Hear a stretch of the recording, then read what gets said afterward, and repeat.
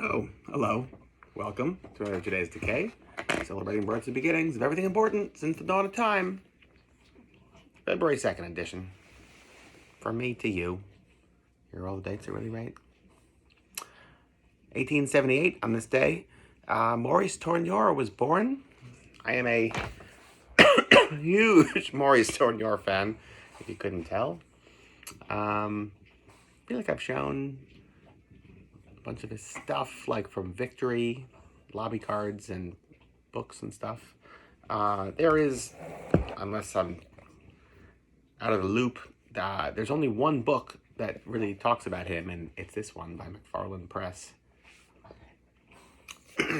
He was, I won't say the first horror director, because the genre doesn't start until 1931 with Dracula, at least not supernatural.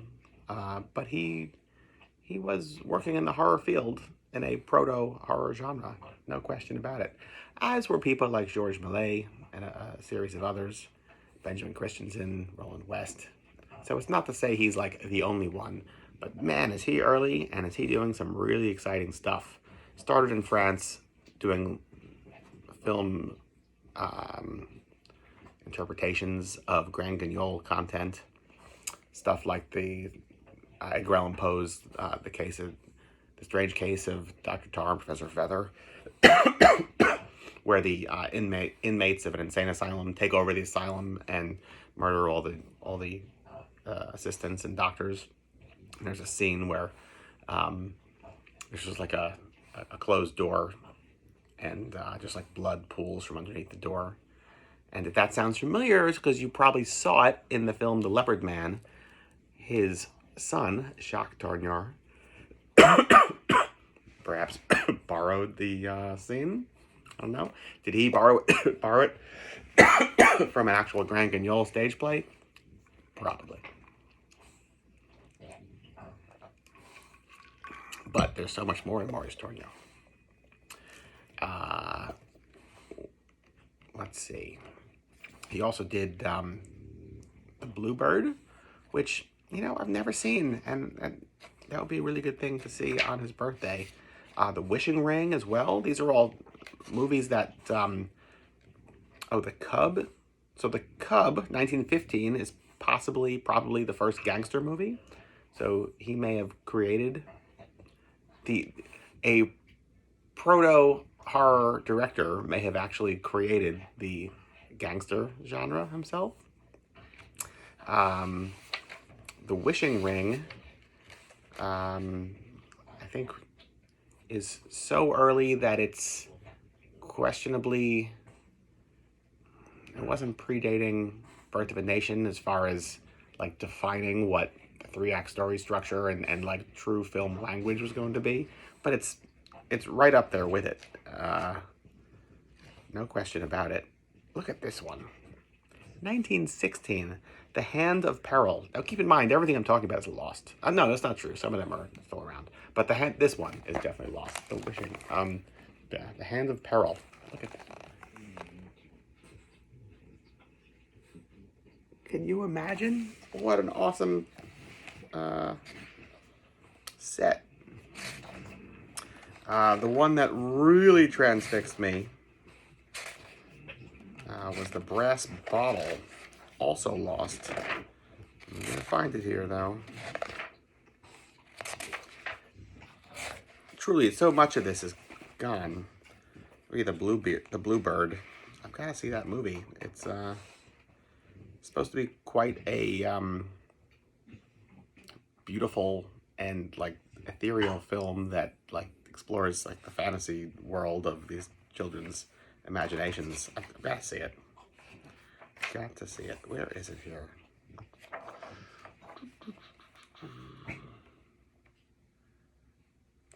There's Victory. We've talked a lot about Victory already. I'm not going to reiterate that. Definitely see the 1919 Victory.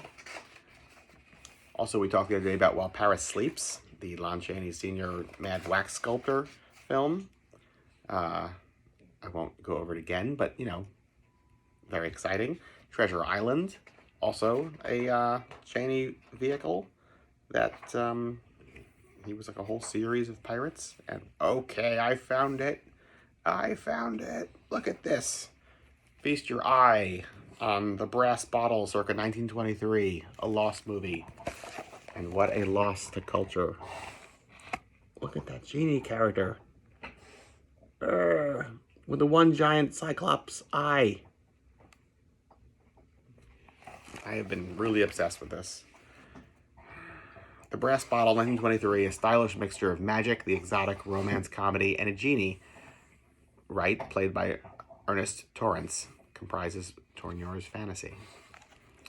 Island of Lost Ships, never seen that, always wanted to. It's a lost movie. Not to be confused with the one with Marlene Dietrich a couple of years later. This one, I think, is like supposed to be almost like Sargasso Sea, William Hope Hodgson type stuff, which is super cool and creepy.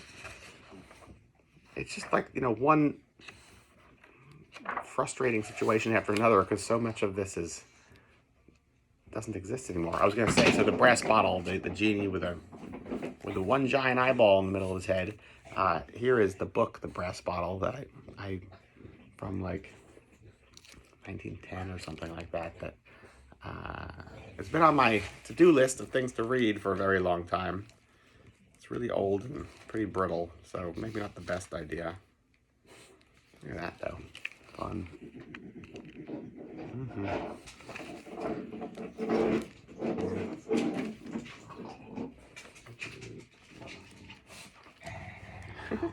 It's a real party over there. Maybe over here, too. I don't know. Anyway, so what else? Maurice Tournier. We got up to The Brass Bottle, 1923. So he started in France, came to America, worked in America, created his own company because he didn't want to deal with anybody else. Worked with Lon Chaney Sr. for a series of films at like the very beginning of Chaney's rise to stardom. I won't say his career because he started like 10 years before that, ish. Then he works on The Mysterious Island. Was he the second? First? Benjamin Christensen worked on The Mysterious Island. Maurice Tournier worked on The Mysterious Island. And then a third guy did. Each one of them along the way was like, forget it, I'm out of here. I can't deal with the MGM studio system or their need to push sound technology when it really wasn't up to speed yet. No pun intended, but still a worthwhile pun.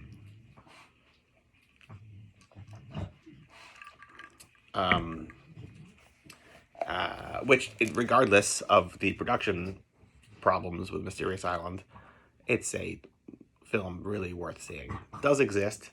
Lionel Barrymore stars in it, and it's got these really great 1920s diving suits, and they go down to the bottom of the ocean. And there's just like thousands of these Donald Duck looking characters on the bottom of the ocean who, once they realize that inside these giant metal scuba diving gear are actually like people that are filled with blood and meat and they can eat them, it entirely changes the dynamic between these two different groups of characters. It's really good. I mean, come on. I think I just sold it, didn't I? Didn't I? So, yeah, he was not into the studio system. Neither was Benjamin Christensen. Both of them departed for their homelands after Mysterious Island. And went back to France and spent the remaining years of his life there working. And didn't do too much more from a horror supernatural standpoint, with the exception that I know of, because a lot of it's like hard to find, is The Devil's Hand, aka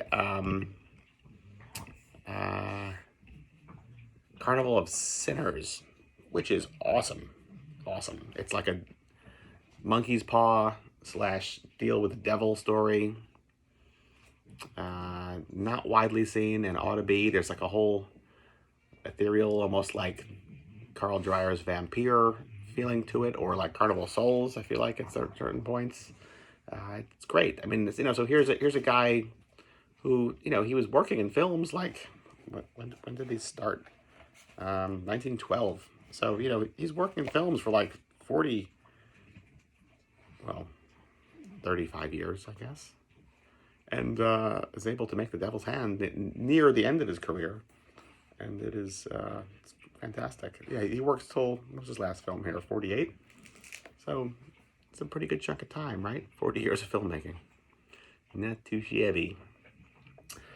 Yeah, and he certainly inspires his son to go on and follow in his footsteps with working with Val Lewton on a series of supernatural film noirs, and then even more accomplished stuff in the mid-century and beyond. So yeah, quite the shadow, Maurice Tourneur casts, and yet most people don't know him as a artist and director himself. So please, McFarlane Press. I can't if I can't impress on you enough. This is the good book. The good book. That's not it though. There's plenty of other good books. On this day, 1925, the film The Lost World, Arthur Conan Doyle's The Lost World, premiered. It's a Wallace Beery picture. Here is the photoplay novelization from 1925. No dust jacket, sadly, but stills from the film throughout. There's dinosaurs! Watch out! Ah! And while this is all fine and well, this book was highly circulated and easy to come by. But what's super exciting is this May 1925 Science and Invention and Pictures magazine. Look at this beautiful thing with like gold cover, right? Dinosaurs abound in London. Great Britain is right. So this is like they would explain movie magic. And this was put together by Hugo Gernsback.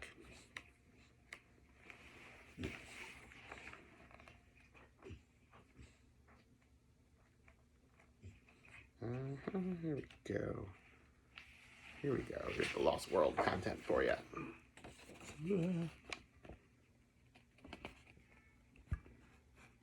Hugo Gernsback, of course, with amazing stories. Anyway, this is delicate stuff. I gotta be careful. But I think it's really beautiful and exciting, so I wanted to share. Look at that dinosaur. So much fun, right? Yeah. Anyway, what else? 1934, Betty Boop's Red Hot Mama cartoon premiered. Just a really fun Satan-related Betty Boop cartoon. You really kind of can't go wrong. And the Dyatlov Pass UFO incident. Am I pronouncing that right? Russian. Definitely don't know Russian, that's for sure. Dyatlov Pass UFO incident, which may or may not be a UFO incident, but it's certainly horrific and mysterious, and hikers came to a bad end. Yeah, so there you go. That's the whole day, February 2nd, from us to you. Till tomorrow. Goodbye.